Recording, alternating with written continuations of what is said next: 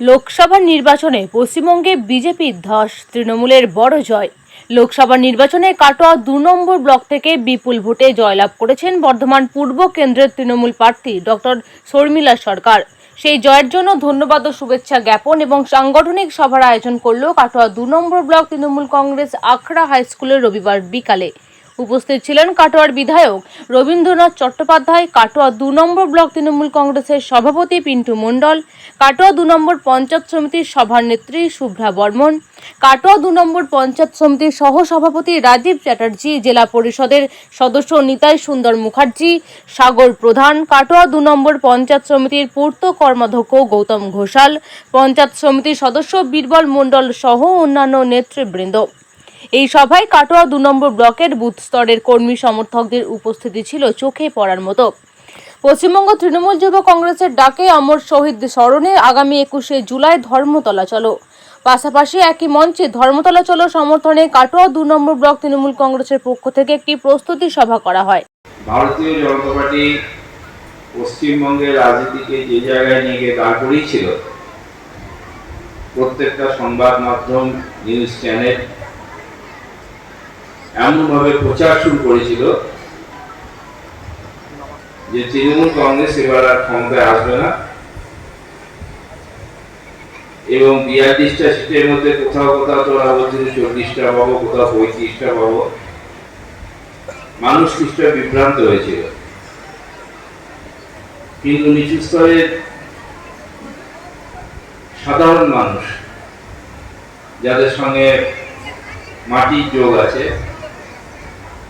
তারা তৃণমূল কংগ্রেসকে কোনো সময় ছেড়ে যায়নি।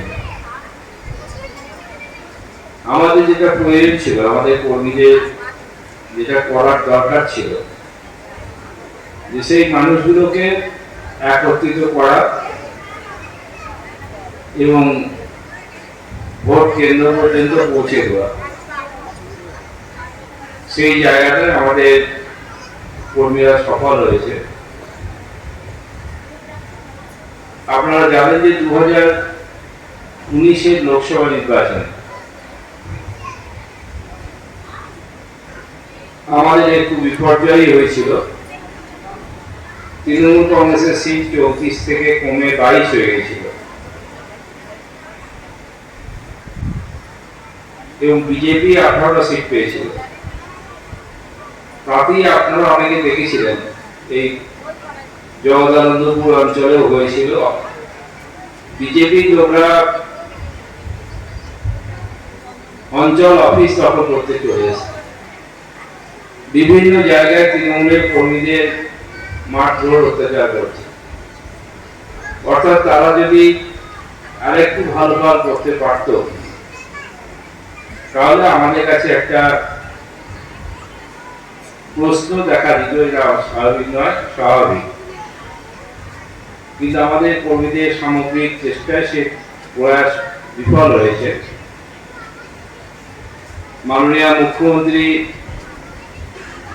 তিনি বাংলার মানুষের মন বোঝেন, বাংলার মানুষ কি চাইছেন সেটা জেনে সেই মতোই তিনি ব্যবস্থা গ্রহণ করেন এবং তার সেই ব্যবস্থা গ্রহণের জন্য সাধারণ মানুষ মুখ্যমন্ত্রীকে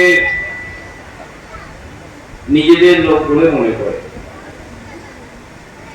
আপনারা দেখেছেন যে এইবার নির্বাচনের আগে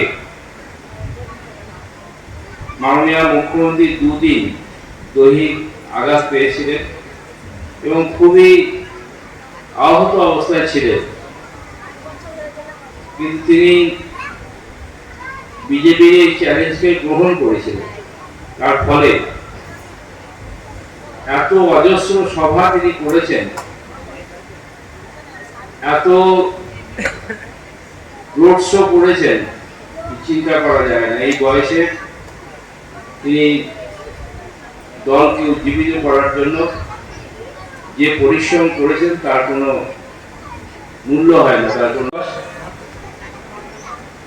সেই শহীদদের স্মৃতির উদ্দেশ্যে আমরা আমাদের যে জয় সেটাকে উৎসর্গ করব এবং সেই মতোই আমরা আপনাদের কাছে বলতে এসেছি যে 21শে জুলাই আমাদের কলকাতা যেতে হবে, ঠিক তেমনি এখন থেকে এই মুহূর্তে যেহেতু কোনো নির্বাচন নেই, কিন্তু মানুষের সঙ্গে সম্পর্কটাকে আমাদের আরো বাড়াতে হবে।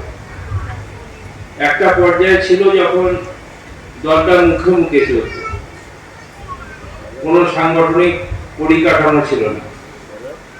এখন অন্ততপক্ষে ব্লক সভাপতি, ব্লক স্তর নির্দিষ্টভাবে তাদের খুঁজে পাওয়া যায়, ঠিক তেমনি অঞ্চল সভাপতি, অঞ্চলের স্তর সেটাও খুঁজে পাওয়া যায়।